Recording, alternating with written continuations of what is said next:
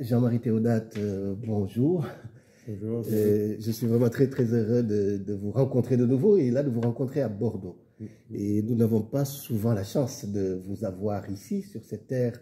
Sur vos terres. Sur nos terres. sur nos terres si liées à une géographie qui est une géographie sur laquelle tu travailles depuis de longues années. Jean-Marie Théodate, tu es maître de conférence à l'université Panthéon-Sorbonne, donc à Paris. Je voulais profiter de cette rencontre, de ce colloque Les Failles haïtiennes, organisé brillamment d'ailleurs par Sciences Po, ici à Bordeaux, pour échanger avec toi et puis le mettre un peu à disposition des personnes qui nous suivent. Jean-Marie Théodate, cette année est une année particulière et c'est pour ça d'ailleurs que je tenais absolument à pouvoir discuter avec toi. C'est l'année 2023. C'est une année 2023 qui renvoie à deux moments charnières extrêmement importants, je crois, dans l'histoire d'Haïti, mais aussi dans l'histoire de France et dans l'histoire du monde. C'est d'abord la mort de Toussaint Louverture, le 7 avril 1803, au fort de Joux. Et puis c'est dans 2 jours, le 18 novembre, donc 1803, où se tient la bataille de Versailles. En quoi cette année nous renseigne aujourd'hui sur ces failles haïtiennes sur lesquelles tu es intervenu ici à Sciences Po? Alors, d'abord, je te remercie de l'invitation, cher ami Diallo, mon frère, mémoire des luttes, et je salue particulièrement le travail que tu fais ici à Bordeaux en tant qu'élu et en tant que passeur de mémoire. Et j'estime qu'en tant qu'enseignant à l'université, je fais la même chose dans un autre registre, mais finalement, notre rôle, c'est de véhiculer cette mémoire de façon qu'elle fasse enfin partie de l'histoire de France. L'année 2023, c'est effectivement une année doublement importante, parce que cela rappelle donc la mort de Toussaint Louverture le 7 avril 1803, donc au fort de Joux, dans le Jura. Cela rappelle également, et je pense que c'est un élément important à rappeler, la conclusion donc de la guerre d'indépendance avec la bataille de Vertières, qui le 18 novembre 1803 marque la défaite française et la victoire de l'armée de Jean-Jacques Dessalines, qui va devenir donc Haïti par la suite. Mais il y a un troisième élément plus ancien qu'il faut rappeler, qui a encore beaucoup plus de sens, non seulement pour Haïti, mais aussi pour la France, pour nous, les héritiers de cette double histoire.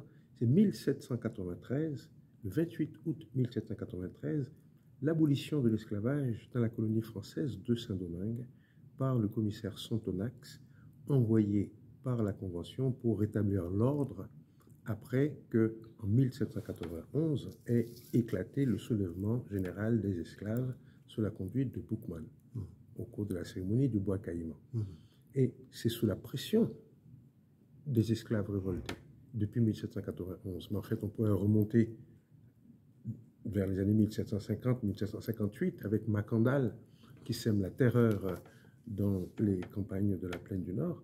Donc 1793, c'est un moment important, c'est le moment où la révolution bascule justement dans ce que l'on pourra appeler sa phase universaliste, parce que de 1789 à 1793, nous sommes encore dans une révolution bourgeoise, dans une révolution pour les Blancs, dans une révolution qui, par l'abolition des droits féodaux le 4 août 1789, établit l'égalité entre les bourgeois, les paysans et les membres du clergé, mais laisse dans l'ombre la question de l'égalité entre les Noirs et les Blancs.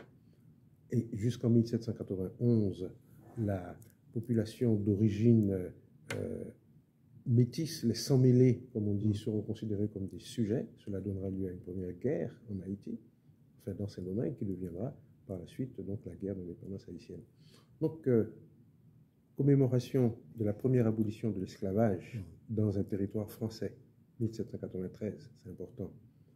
Commémoration de double événement, 1803, la mort de Toussaint Louverture en avril, puis la bataille de Vertières en novembre. Cela veut dire donc qu'il y a dans l'histoire de la France et d'Haïti des éléments d'une mémoire commune mais qui reste encore enfoui. C'est ce que j'appelle le passé sous silence de l'histoire française. Et ce passé sous silence, il est important pour nous, activistes, intellectuels, militants, écrivains, historiens, d'en faire l'archéologie, d'en faire la généalogie, et de dire que la première personne à finalement comprendre que l'esclavage était définitivement caduque, c'est un blanc, c'est Sonthonax, et qui n'a pas attendu d'arriver à Saint-Domingue pour être un abolitionniste. C'est d'ailleurs en tant qu'abolitionniste qu'il est mandaté par la Convention pour aller rétablir l'ordre à Saint-Domingue. Et il était lui-même marié à une mulâtresse. Oui, parce que lors de la Révolution, en 1789, on a, c'est vrai, quelques députés à la Convention qui étaient déjà abolitionnistes. Bien sûr. Et qui ne réussissent pas à... La Société des Amis des Noirs naît en 1788, à l'instigation notamment de l'abbé Grégoire, qui est un prêtre défroqué, et il compte parmi ses membres des gens tels que Mirabeau, tels que Condorcet, tels que Diderot. Et c'est dire donc que le mouvement en faveur de la liberté n'est pas un mouvement, je dirais, racialo-centré. C'est un mouvement qui est né dans ce qu'on appelle le triangle constitué par l'Europe, le Nouveau Monde et le continent africain, à l'intérieur duquel circulent des hommes, des marchandises, mais également des idées. Les idées des Lumières font le circuit, de sorte que quelqu'un tel que Diderot, l'abbé Raynal, Condorcet, Mirabeau, des gens tels que Rousseau sont familiers des cercles de lecture du Cap haïtien, qui n'est pas encore le Cap haïtien, mais qui s'appelle le Cap français.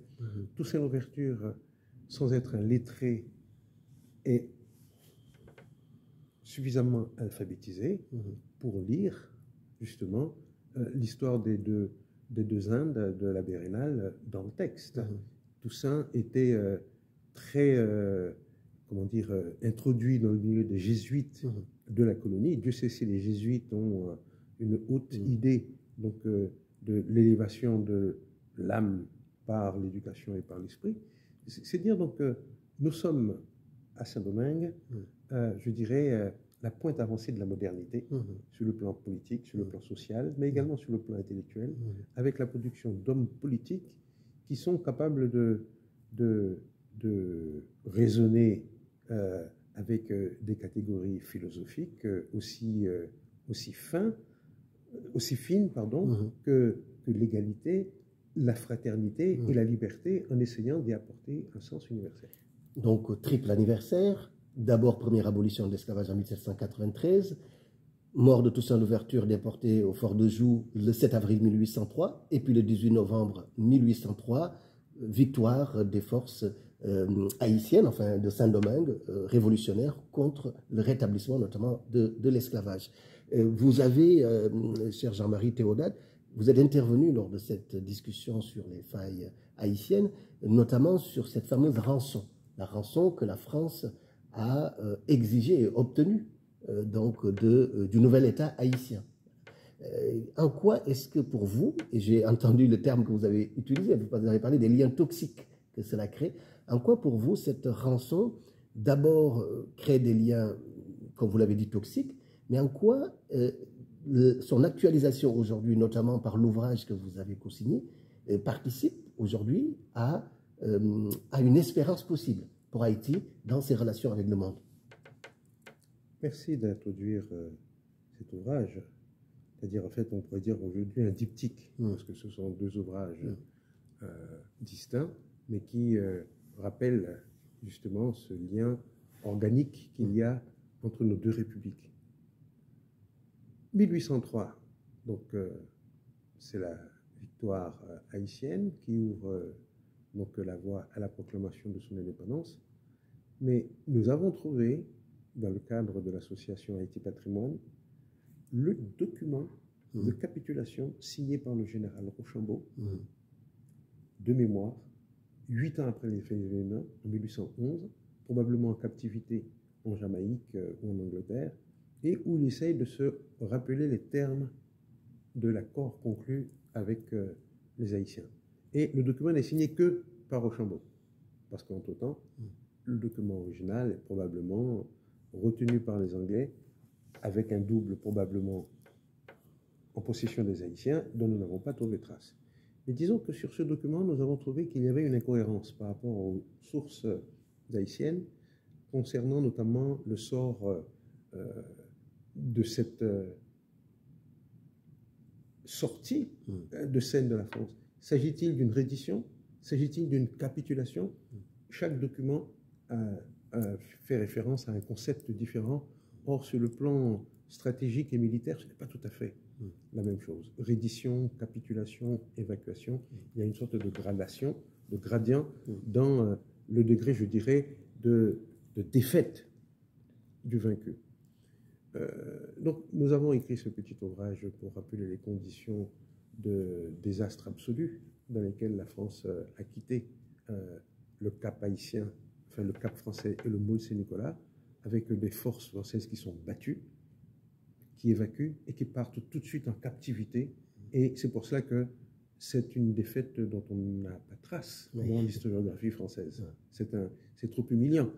Et il faut dire que c'est aussi, je dirais, un prélude à deux autres défaites qui vont être aussi retentissantes. Celle de 1805 à Trafalgar, qui est un désastre pour la marine française, et puis Waterloo, 1815, qui est un désastre sur le plan continental. Donc voilà trois grandes défaites que l'on n'aime pas trop rappeler dans l'histoire française, en particulier la première, parce que Vertières, c'est un véritable coup de gong qui annonce en fait la décadence de l'empire colonial français dans cette partie du Nouveau Monde. Le deuxième ouvrage, mais en fait qui est le premier, mais chronologiquement, c'est-à-dire dans la dramaturgie des liens toxiques, le rapport Macquot date de 1825 et marque il s'agit en fait de l'appréciation du protagoniste, le baron de Macquot, qui est à la tête d'une escadre de plus de 45 navires avec près de 500 bouches à feu qui menacent de détruire Port-au-Prince si les Haïtiens ne signent l'ordonnance du roi Charles X reconnaissant l'indépendance d'Haïti contre le paiement d'une indemnité de 150 millions de francs or en trois versements, obligeant les Haïtiens à s'endetter auprès de la CIC pour pouvoir satisfaire la première tranche de 30 millions, lesquels 30 millions se réduiront en fait en 27 millions, parce que tout de suite, il y a une commission qui est prise sur ce versement initial. En fait, c'est un jeu de dupes, parce que les Haïtiens auraient pu parfaitement se passer de cette reconnaissance, parce que ça fait déjà 21 ans que le pays existe, que le commerce est florissant avec l'Angleterre, avec les États-Unis, et que en fait, la France est en position de demanderesse. C'est elle qui courtise les Haïtiens. D'abord, le roi Christophe, puis Pétion, les émissaires français se faisant y conduire, l'un se faisant même assassiné par Christophe, qui trouve outrecuidant qu'on lui demande de verser une indemnité à des anciens bourreaux. Et en fait, c'est le président Pétion qui va le premier faire la proposition d'une indemnisation des propriétaires d'anciens esclaves, de façon à obtenir la reconnaissance de l'indépendance d'Haïti. C'est un marché de dupes aussi, parce qu'au moment où se fait cette signature, la France n'est pas en mesure de tenir, je dirais, ces menaces, de les mettre à exécution. Elle a perdu à Trafalgar, elle a déjà perdu à Vertières, elle attend la dernière patassuelle de 1815 à Waterloo, et en fait, l'armée française n'a pas les coups des franches pour intervenir. Il y a eu en 1823 la déclaration de Monroe, qui est une sorte de défi posé aux nations européennes par le président américain pour dire que désormais, dans cet hémisphère, les Européens ne peuvent plus faire la pluie et le beau temps comme avant. C'est-à-dire au moment du déclin de l'Empire espagnol, de l'Empire portugais, et donc par conséquent de la France aussi. Donc si les Haïtiens de l'époque avaient eu une lecture plus fine de la diplomatie, on aurait compris que la France était devenue un coq sans bec, qui n'était pas en mesure de mettre à exécution ces menaces, et que surtout, à lire le rapport de Macquot, on se rend compte que après donc avoir obtenu la signature des Haïtiens et leur engagement à verser les 150 millions de francs, il est tellement content de n'avoir pas eu à tirer un seul coup de canon que l'on peut dire que c'est une équipée militaire qui se transforme en croisière touristique dans les Caraïbes parce qu'on sable le champagne à bord. Pour dire que les Haïtiens sont d'accord, on a réussi à faire un coup double, c'est-à-dire obtenir tous les avantages de la puissance sans avoir à déployer ses forces, par un simple fait de démonstration. Et ces liens sont devenus toxiques parce que pendant plus de 150 ans, Haïti va devoir consentir à des versements qui représentent parfois près de 80% du service du produit intérieur brut du pays. C'est-à-dire le service de la dette, le terme n'est pas encore usité, mais c'est de ça qu'il s'agit. Le service de la dette va imposer une telle pression sur les dépenses de l'État que les ressources liées aux exportations de café, de canne à sucre, de coton, de cacao, qui sont en fait les denrées essentielles d'Haïti, vont servir essentiellement à payer les dividendes à la fois aux créanciers de l'État qui ont versé les premières tranches pour pouvoir, c'est-à-dire qui ont consenti un prêt à l'État pour pouvoir payer cette indemnité, mais également à ces bénéficiaires directs, donc les descendants de colons qui ont reçu de l'État indirectement. C'est pour ça que vous dites, et je l'ai bien noté dans votre intervention tout à l'heure, vous disiez que c'est ce qui empêchera la révolution haïtienne d'être une révolution sociale. Elle est une révolution, d'après vous, anticolonialiste, une révolution également antiraciste, mais pas sociale. Justement. Elle n'est pas sociale. Voilà. Elle n'est pas sociale, parce que, alors c'est ici qu'il faut, je dirais, d'un point de vue épistémologique, faire la différence entre les liens toxiques entretenus par la dette entre la France et Haïti, qui relèvent en fait des néocolonialismes, donc tous les avantages de la colonisation sans les inconvénients, mais il y a aussi, à une échelle plus fine, entre l'élite, la bourgeoisie haïtienne et le monde paysan, un emboîtement de ces mêmes liens toxiques.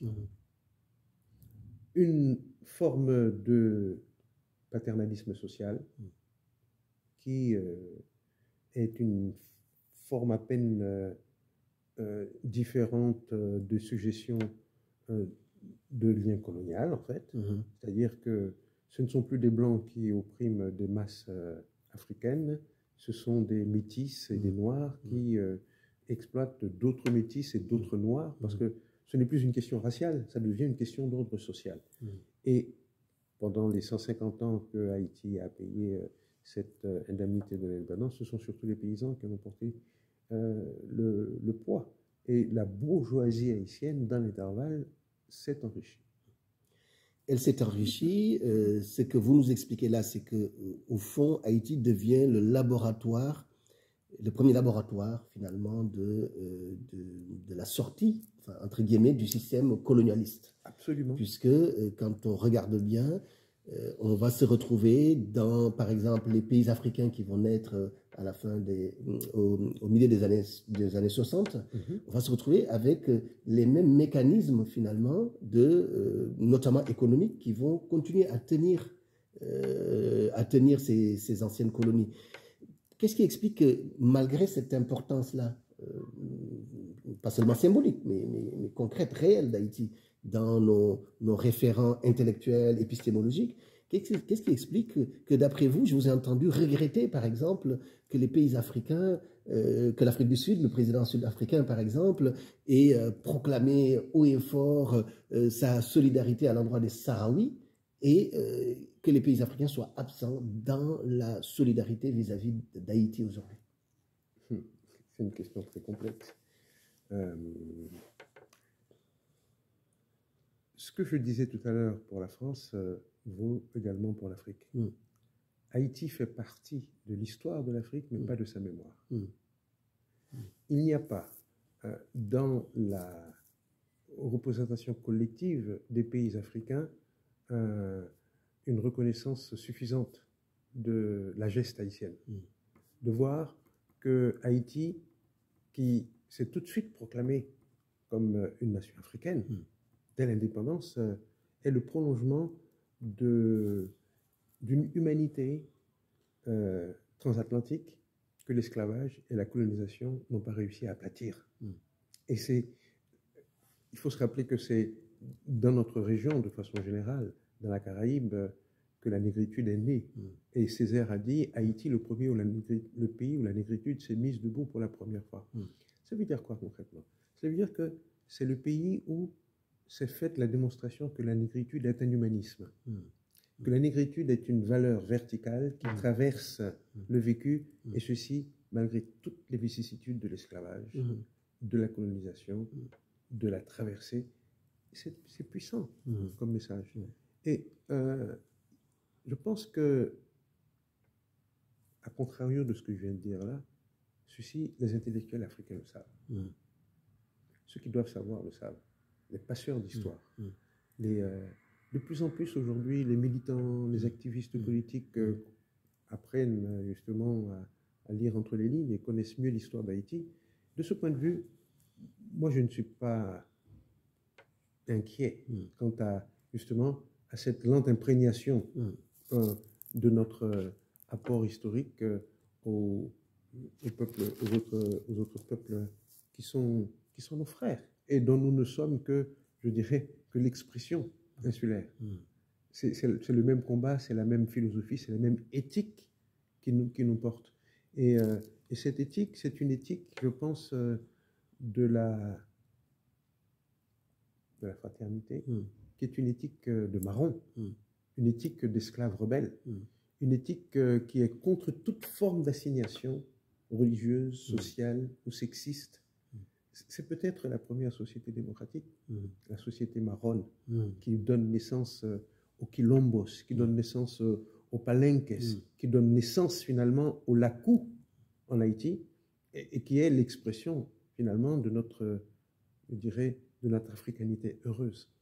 Une africanité heureuse, c'est vrai, dans la proclamation, mais dans la réalité aujourd'hui, il semble que la population haïtienne soit aujourd'hui entre deux termes assez tragiques finalement. Alors, c'est le deuxième aspect de votre question, justement. C'est survivre ou partir. C'est-à-dire que peut-être que le mot est trop fort, dans le chaos quelque part auquel nous assistons depuis quelques années, ces populations sont quand même mises dans une tension incroyable. Et est-ce que vous n'avez pas peur, ce sera ma dernière question, cher Jean-Marie Théodate, est-ce que vous n'avez pas peur que cela démobilise justement l'espérance que certains intellectuels comme vous, des activistes, continuent d'entretenir? Comment faire? Dans votre question de tout à l'heure, qui anticipe cette deuxième, vous posiez la question de la décolonisation ratée en Haïti.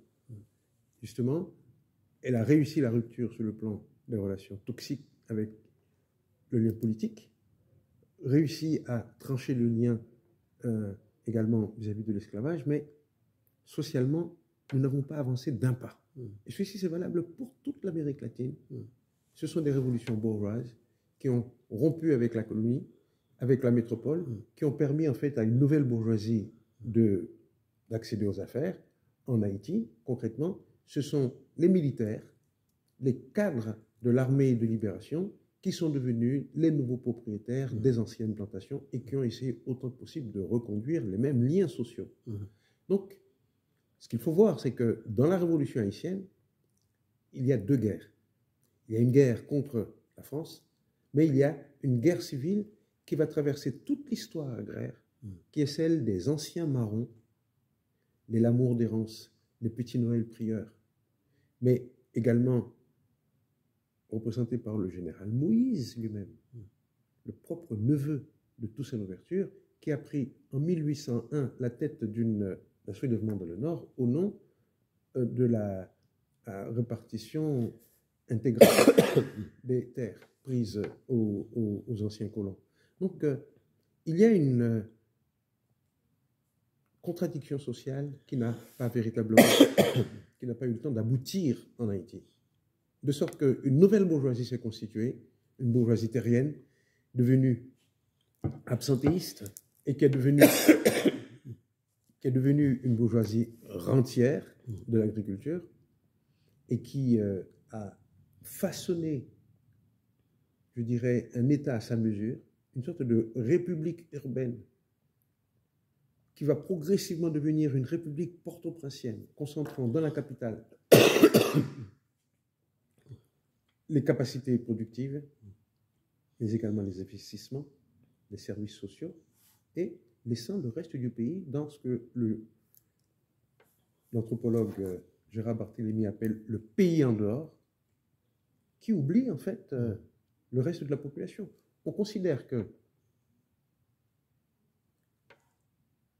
les 20% des Haïtiens les plus riches possèdent plus de 70% des richesses du pays.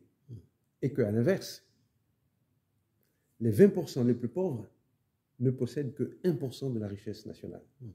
C'est-à-dire un pays avec de telles inégalités ne peut pas prétendre à une gouvernance véritablement démocratique. Ce sera le dernier mot, cher Jean-Marie Théodate. On aurait pu développer, et je sais que vous êtes de ceux qui entretenaient cette flamme d'Haïti ici en France et dans le monde. Grand merci pour cela. Merci beaucoup de m'avoir accordé cette interview. Cette année, comme je le disais, est une année importante pour Haïti, pour nous autres. Moi, en tant qu'élu de cette région, tellement concerné par l'histoire d'Haïti, mais aussi en tant qu'activiste, il me semblait important de pouvoir faire bénéficier à nos auditeurs et aux personnes qui nous suivent les réflexions qui sont les vôtres sur la place qu'Haïti devra occuper non seulement dans nos mémoires, mais encore plus dans nos actes les plus essentiels, qu'ils soient politiques, économiques, voire même intimes. Merci en tout cas de nous permettre de garder cette flamme avec vous. Et puis, voilà, bonne célébration à Haïti. Merci beaucoup. Merci, c'était un plaisir. Je vais voir ce que ça donne.